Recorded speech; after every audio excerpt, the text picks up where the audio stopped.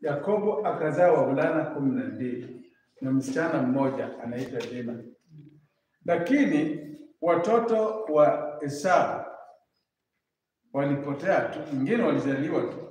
Tunasema yeye ndiye alikuwa Medomu, pia akawa babu ya Amorites. Lakini upande wa Yakobo kaendelea. Esau alikuja siku moja nyumbani, njaa, anahisi njaa kweli. Ile njaa ya unaona usipokula utakufa. Kuna watu wengi wanauza vitu vyao kwa sababu kuna wakati njaa inakuuma inapoa, lakini kuna ingine ikija hata utauza viatu vyako. Hasara.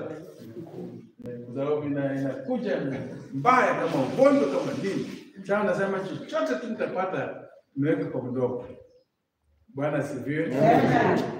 Alipokuja akauliza ndugu yake ampe supu hiyo. Na wewe akamwambia haiwezekani.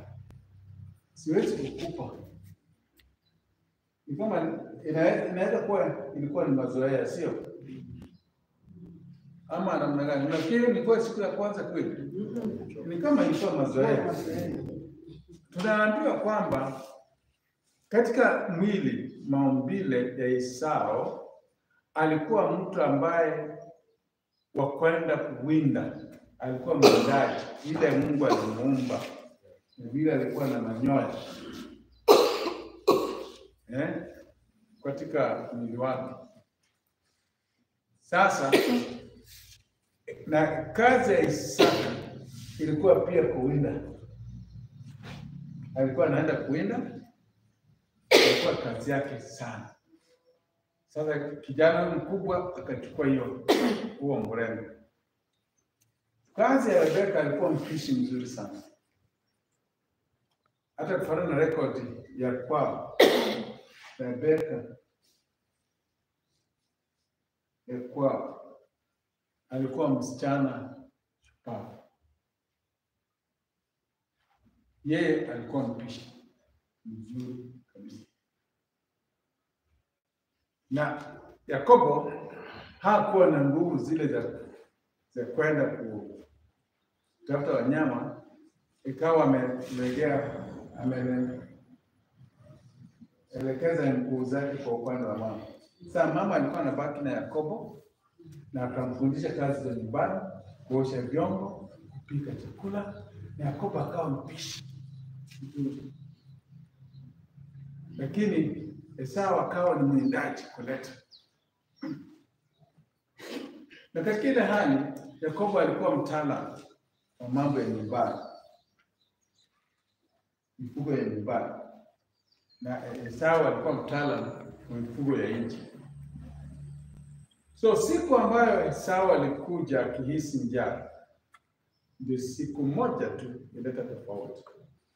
Siku hiyo Yakobo alikataa, akasema nataka Esau mwachie kubwa, liwe liwalo, leo supu kunywi, kama nikukufa nikiona.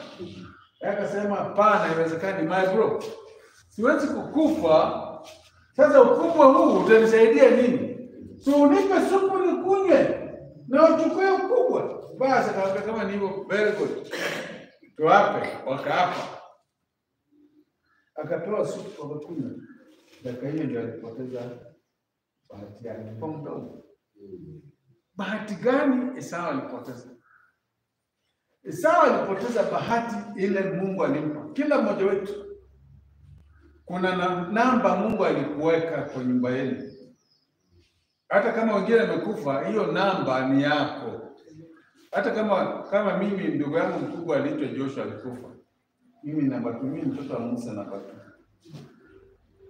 Sio mkubwa, mimi sikufungua mimba na mama Safina, mimi niko namba 2.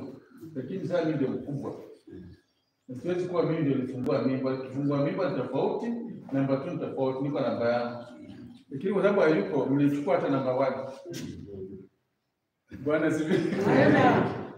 Nimechukua traditional, nimechukua namba 1. Lakini tukija kwa record ya kuzaliwa